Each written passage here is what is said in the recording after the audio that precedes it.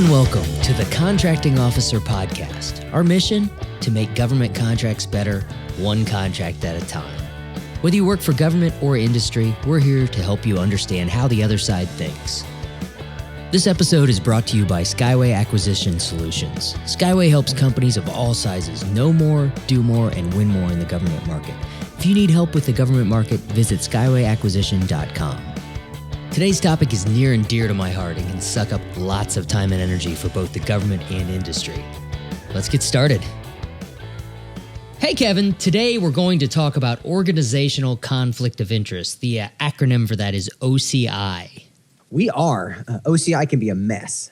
It's important to understand why the government cares about it, but it's also important to understand the impact it can have on industry. So when does OCI come into play? Before we get into defining it and into the details, we should say OCI starts at the very, very beginning of the acquisition cycle. This is when the government should be thinking about it. So you've developed a requirement, or you know what your requirement is. When you're getting into the market research zone, when you're starting to figure out how you're going to buy what you're going to buy, you need to care about the potential for conflicts of interest. This also comes in during the RFP zone when there's a lot of back and forth with industry still. Depending on how much you have, how much OCI you have, it can be a real big player in the source selection zone.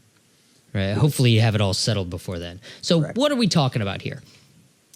OCI means that because of other activities or relationships with other persons, a person is unable or potentially unable to give impartial assistance or advice to the government, or to objectively perform the work that they're contracted to do. Or, and this is the fun one, they have an unfair competitive advantage. So again, I said person in there, but when we're talking organizational conflict of interest, this is within a company. It's not a personal conflict of interest, which is a different story altogether. Organizational conflict of interest, the rules are set up and need to be defined to prevent the existence of conflicting roles within a single company that might bias a contractor's judgment, or to give them an unfair competitive advantage. And an unfair competitive advantage in government contracting means that this company has proprietary information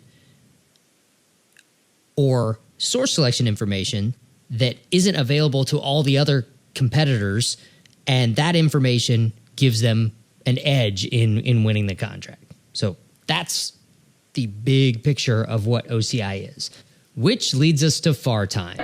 This is covered in FAR 9.5. So there's one section of FAR Part 9 that specifically addresses OCI. FAR 9.502B, 9.502B, tells us that OCI is most likely to occur with management support services, consulting services, when a contractor is helping to do technical evaluations, or when a contractor is providing systems engineering or technical direction. And there's some nuances to that, but it's otherwise known as SETA, Systems Engineering Technical Assistance, ANAS, Advisory and Assistance Services.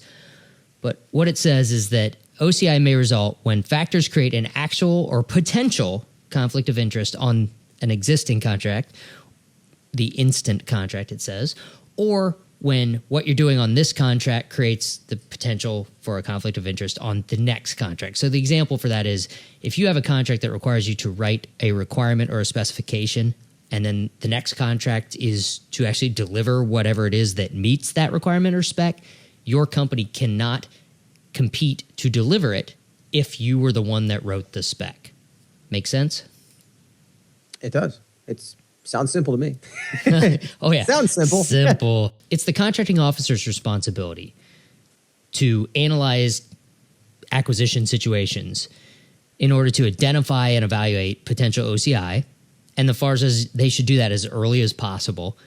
And it's the CO's responsibility to avoid, neutralize, or mitigate significant potential conflicts before contract award. So we should probably talk about those three words, right? Yeah. So, and I'll jump in here. So we avoid, neutralize, and mitigate. Those are the three basic things, right? Well, avoid's the easy one. It just essentially says you can either do this or do that. You're not allowing the companies to even play in the two spaces. Neutralize can be government oversight. For example, you have 5 or 6 different companies that are helping with a process. So the perceived competitive advantage is going to be neutralized because all 6 companies have a vote. So if one company inserts their random patent, the other 5 are going to call them on it. Yeah. Oversimplifying. And then mitigate, you do things like, well, we have a firewall where, yes, the company manages our servers, but there's a firewall between the servers over here and the servers that are on the source that were used for the source selection. So that's the simplest way to think of these 3. But avoid, neutralize, and mitigate are generally your 3 options. And we'll talk about which one is better later. Yeah. So which one is the easiest and the least amount of work? Yeah, that would be avoid. Well, yeah. Which one is the most? Mitigate. Yeah. FAR also says that the contracting officer should talk to legal counsel and technical experts to help them evaluate these potential conflicts because it can be super complicated. Yeah, this is one of those times you definitely want to get a lawyer involved. And honestly, as a company, as a potential bidder, you want your lawyers to be paying attention to this too, because all these clauses that almost every agency has OCI clauses now to deal with this stuff. You got to make sure you understand the implications of them. My favorite part of this section of the FAR, it says that COs should avoid creating unnecessary delays, burdensome information requirements, and excessive documentation in identifying and resolving conflicts. The only time a CO needs to formally document this OCI determination is when there's a substantive issue about OCI. This is a part that I think, because it's complicated, a lot of agencies do create unnecessary delays and burdensome information requirements and excessive documentation on both sides. And I don't think it needs to be that hard, but I understand why it is. And keep in mind, like you said, if you go to the mitigate, if you're trying to mitigate this stuff, that's harder to do. So that creates the perception by somebody of excessive documentation. It's very easy to slip into having a lot of extra work. Yeah. All right, let's talk about the usual situations where OCI problems exist. The main thing in my life is CETA work, systems engineering, technical direction work. If you are a CETA contractor, you can't be awarded a contract to provide the system or major components of that system if you're doing the systems engineering and advising the government on that system. You can't be a sub either on it. It's not just the prime, but you can't be a subcontractor to provide it. There's a reason for that, and that's because in this CETA role, you occupy this influential position in determining the rules for what the system is and whether or not it meets the specifications, for how it interfaces with other systems. You have so much responsibility in there. It's a pseudo-government role that you shouldn't be in a position to favor your own company's products or capabilities. Another example would be when you are preparing and furnishing a complete specification for something. Basically, the idea being that you helped us develop how this is going to be played out from a technical perspective, so you can't provide the actual item because that's an obvious conflict, right? Right. You could write the spec for something that you build that where the spec, only your product meets that spec. Right. Now, and this is a fun one because in developmental work, it can be interesting because you're selecting firms that have done most advanced work in this area, so they've got the most experience. So you end up with the situation where there's an advantage, there's a competitive advantage, but it's an unfair competitive advantage. So that can be a fuzzy one, and this is why avoiding oftentimes makes sense, because the definition of unfair, well, because you were first to market, you have a competitive advantage. I mean, that's business. This isn't a bad thing. But an unfair competitive advantage is that you helped to write the spec. Yeah, I spent a lot of times as CEO trying to explain this thing. This contractor did the early development work and built the initial product. Now we're competing to produce the product. They have an advantage.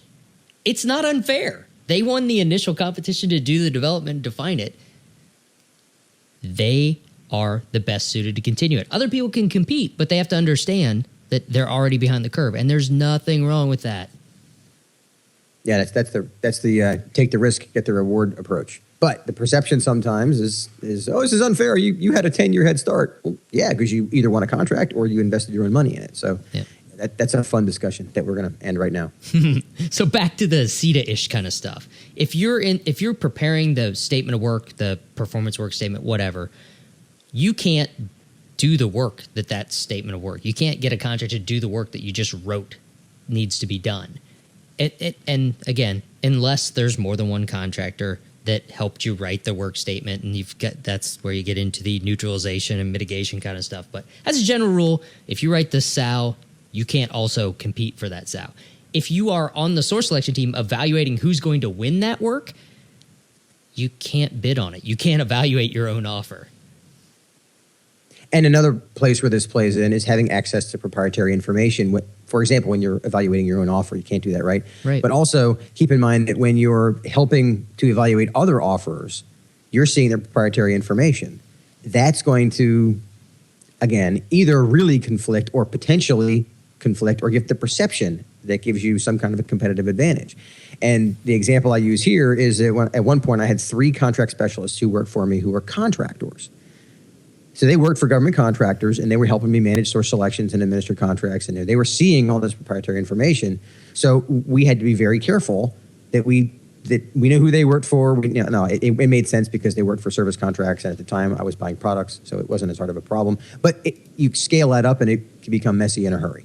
And that's why that's a mitigation process in the making, is be very careful. You have to have some kind of way of being aware, and particularly in, just like most large organizations, you're in a cube farm. The guy over the cubicle wall happens to work for a contractor. He doesn't want to have an OCI issue, but when you're talking about the source selection right through the cardboard wall, that's why it's easier to do the avoidance thing. And yes, people that support government in government offices shouldn't also be doing the development thing. It's my personal opinion.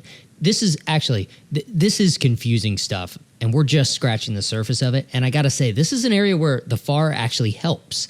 FAR 9.508 actually gives examples of what is considered a conflict and what is not, and they're good examples that are really help to illustrate the issue. So if you want to read those, we're not going to read them here, but if you want to read those, FAR 9.508. So that leads us to why this is so important, right? Yes, and the big takeaway, I'll throw it out there, is this can create serious limitations on what a single company can or can't do. And what I mean by that is that if you know what your OCI issue is, then you know whether or not to go after a contract. If you don't know and you're stumbling down the road thinking, hey, we can go after this opportunity, and then a month into the capture process, you figure this out, or to call out the government side, if you then tell them, by the way, you can't bid on this if you have any work over here, it creates serious limitations that they need to be talked about early. And as a result of that, there was massive restructuring in the defense industry in the last 5 or 6 years. Major companies either split themselves into 2 companies so that one company was building and one company was doing the advisory kind of stuff. Companies sold off their CETA arms. Other companies combined. Lots of capital moved around as a result of the government taking OCI seriously. So there are very good reasons why the government clamped down on OCI. I got to say, this goes back to the bad actor rule, right? Somebody did something wrong. At some point, somebody was on that advisory side of the fence. They evaluated their own stuff. And they did something to favor their own company, and that made people mad. And now they create all the rules. And so they started taking OCI seriously. And next thing you know, companies have to sell and change and move, and lots of turmoil. There are also, I think, not so good reasons why this is important. There are situations, I feel, when the government really hasn't thought through the implications of OCI and just issues some boilerplate OCI strategy for an acquisition that creates real problems for the companies that actually want to compete on that acquisition. And this is where industry can come in, right? Yeah, and this is an interesting one, because if you say, and again, I've done this and had a very, very interesting conversation with an industry counterpart, when you say things like, well, submit us your OCI plan. Well, okay, how do I know that it's good? What part would you like me to OCI out? What exactly? So that's so wide open, and I've seen that. I mean, and it says it's going to, like, for example, the bullets will say things like, how are you going to mitigate the risk of proprietary information? It's going to talk about how you're going to do all these things. But the reality is, what if you said, you know what, you can't bid on this if you have any OCI issues?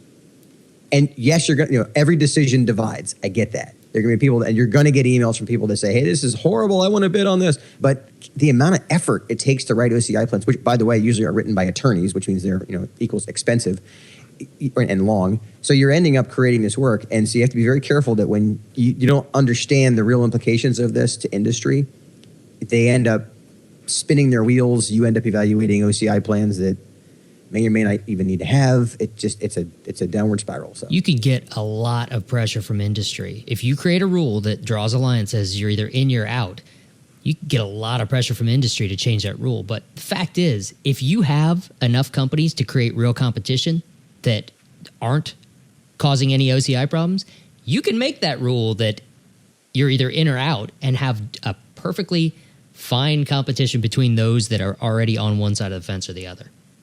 Yeah, there you go. That's the avoidance thing on steroids. Let's get specific about why the government should care. Let's. If you don't address this early, if you're on the government side and you don't address this early in the process, you could derail your entire future acquisition because people will come in later in the process and say that there's bias involved. And once you spent a lot of time creating a strategy, to start over again can be devastating. And the frustrating part here is this whole idea of the contractors, the potential offers, have been riding this wave with you for a while, and they've invested time and effort, and they want to actually be able to compete on this. Then when you say, oh, well, you're OCI'd out, since they've invested time and effort and emotion in it, they're more likely to, I hate to use the word battle, but that's kind of how it feels. They're like, wait a minute, I've already invested all this time in this thing. You can't just kick me out. What about? And they're asking these questions. As opposed to if you said in the very beginning, this is how we plan to do it. We have enough competition. It's going to be totally OCI'd out.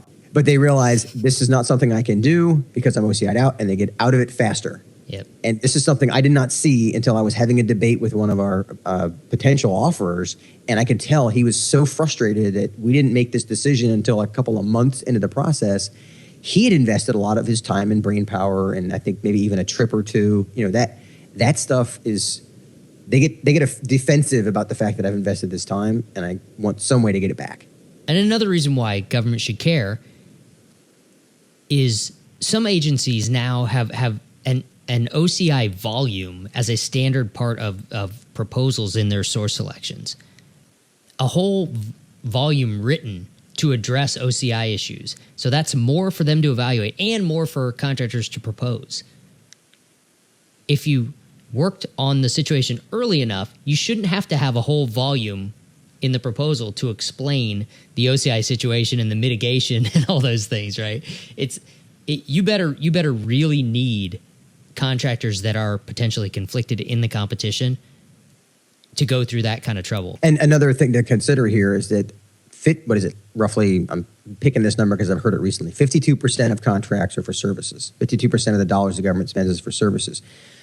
Most of the OCI stuff, not all, but most of the stuff comes from some form of services. So OCI situations are going to show up, and that's why it's important to understand it and think about, what am I doing now that's going to create an OCI down the road? Right. And that's a good point to understand that the conflict of interest is actually, it's on the service side. As the person developing something, you don't have a conflict of interest if you're developing it. It's the people on the other side that have created on the services side that have created the unfair advantage for the development side. So if you're a services contractor, this is where you're going to run into this all the time. Last point on why government should care about this, I just have to say is, my opinion is industry doesn't necessarily care what the end result of the government's OCI's rules for this acquisition are. They just want clear direction. And I know I'll get heat for that of course industry cares. They want to be able to bid on everything. So they want to be able to shape this thing so that they can play. But in the end, the government don't waffle on what the rules are. Just tell industry plainly what you will and won't accept. And at that point, industry can self-eliminate and not spend any more time or money chasing an acquisition that they're not going to be able to compete on. They might be angry because they really wanted to compete on it, but at least they won't spend 6 months investing in this and then find out that I'd be really they don't angry. have a chance. Yeah. Let's move on to why industry should care about OCI. Large businesses are generally more impacted here because they have their hands in many types of work. So they can't sometimes cleanly choose to be on one side or the other because they're so big. Yeah, and sometimes companies will spin off portions. We mentioned that earlier. Yeah. That's why. And this is because their hands are in so many things. Yeah, hundreds of millions of dollars change hands because they need to try to keep themselves clean. So on the industry side, you have to understand that OCI is real and it can prevent you from winning new work. This can completely change your bidding strategy and your proposal, your acquisition pipeline, your future things you're going to bid on. You got to track this stuff because you may be chasing something that you're not going to be allowed to bid on in the end. And this can make a seemingly simple proposal really kind of a nightmare. Because instead of saying, yes, we can do this, here's how we would do it, here's what we would do, etc., you're having to add this like wrapper around it that says, oh, but on Tuesdays when I stand on one foot, this is going to happen. It's just, So to that point, Kevin, when the government has these giant acquisitions where they bundle tons of requirements together, lots of them are agency-wide or command-wide kind of things, this is where lots of times it runs around in circles and circles where they're trying to make decisions about who can and who can't play, what the rules are, and it can drag on. What should be a straightforward acquisition can make it drag on for months and months and months and have lots of hurt feelings in the process. And so here's the good news. If you're a small business that only does CETA or only does development work, point is you've chosen your side, OCI restrictions are actually your friend.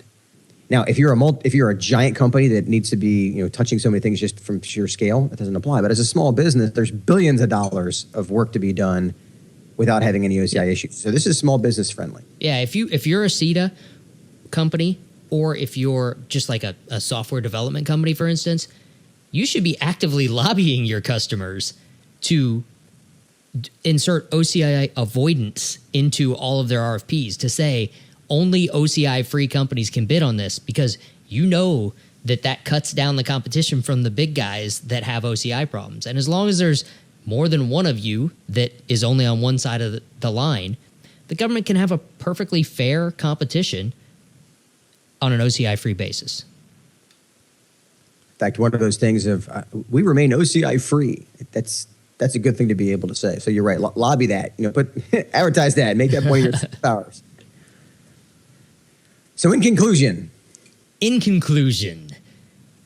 OCI has to be tackled as early as possible in the acquisition process. The FAR says it, and it just makes sense. Tackle these things early or they will haunt you later. It can be really, really complicated if the government doesn't draw clear lines about their intentions on OCI. Do not underestimate the headaches that OCI can cause for both sides. Yeah, this is kind of the compounding interest idea of this problem doesn't get smaller over time. It collects interest throughout the life of your acquisition. And make sure you're getting industry input. That's one of the areas that makes a whole lot of sense is ask industry who can do this OCI free. And if you get 10 companies, there's your answer. Move out. Yeah, I like that. I like that answer. Get them involved. Industry will help you decide. And by the way, government, you don't have to make it so that every company in the world can compete. That's what I feel like happens a lot of times with larger acquisitions where they're bundling requirements, where the by nature large companies want to bid on it because there's lots of different types of work in there. It would be a lot easier to find that you have adequate competition between non-conflicted people and only use them in the acquisition. And that's what actually has happened in the past that caused some of the industry reorganization that we talked about. Yeah, and realize that Like I said before, every decision divides. Every time you say, I'm going to do it this way, you're going to make somebody happy and somebody unhappy. But just the sooner you make them unhappy and the less time and effort they spend on it, the better it's going to be. And the last thing to foot stomp again, small businesses can benefit from this because they have an easier time being on one side of the fence or the other. Small businesses should like acquisitions that have drawn the line at, say, OCI free only, and they should encourage the government to go that way. Agreed. All right, thanks for joining us today. If you like the CEO podcast, please tell a friend. If you're at your computer, do us a favor. Send somebody an email. You could even copy and paste the link to this episode if you're listening to it on your computer. Let somebody know. Maybe that person will let someone else know, and everyone can learn.